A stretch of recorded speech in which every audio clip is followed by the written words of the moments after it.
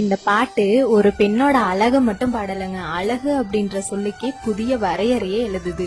மின்னலை பிடித்து மேகத்தை துடைத்து பெண் என்று படுத்து வீதியில் விட்டு விட்டார். மின்னலை பிடித்து மேகத்தை துடைத்து அப்படின்ற வரியில ஒரு பெண்ணை உருவாக்க பிரபஞ்சமே உழைச்சது போல அந்த கவிஞனோட கற்பனை பறக்குது. மின்னலை பிடித்து பிரம்மனும் மூச்சையுற்றான் அப்படின்ற வரியில சொல்ற உண்மை என்னன்னா, அவளை உருவாக்கிய படைப்பாளியே அவ அழகுல மயங்கிடுறான் அப்படின்னு சொல்றாங்க.